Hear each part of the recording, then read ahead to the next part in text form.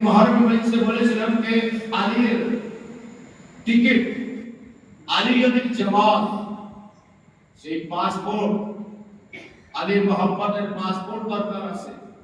যার কাছে থাকবে সেই পুরে সিরাত থেকে পার হবে, আর সেই পুরে সিরাত থেকে হিসাব কিতাব কমপ্লিট হবে। এদিক চলে যাবে, ওদিক চলে যাবে। যার কাছে যেমন আমল থাকবে তারা তেমন সেই দিকই চলে যাবে।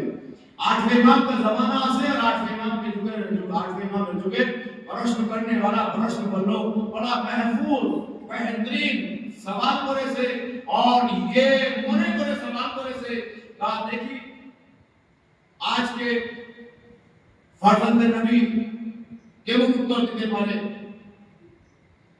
পাঁচটা চুল, ওটা পাঁচটা চুল। মামুন রশিদ सैफ लगे थे बाहिफाजा,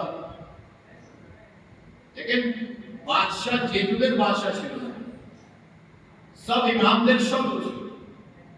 কোন বাদশার ইতিহাস এমন নেই যে ইমামের হিমায়ত, ইমামের সাহারায় দাঁড়িয়েছে না। ভিতরে কি ছিল, সামনে কি ছিল, ভিতরে কি ছিল, জাহিরে কি ছিল। এক সওয়াল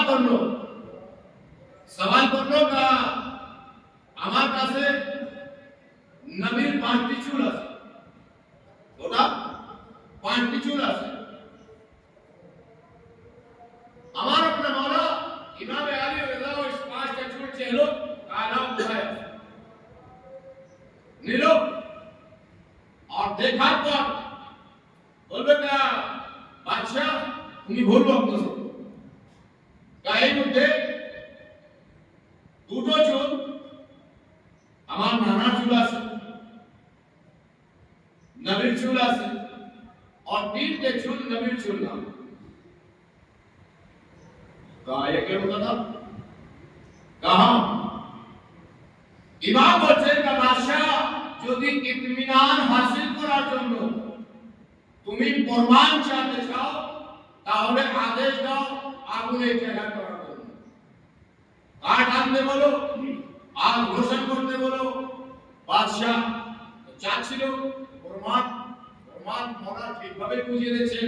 কাজ সবর কর, কাঠ এই জায়গা কর, কাঠ এই জায়গা করা হলো, আগুন তৈয়ার করা হলো। যখন আগুন তৈয়ার হলো তো আমার अपना মওলা সেই পাঁচকে পাঁচ চুল ওই আগুনের মধ্যে ফেলে দিল।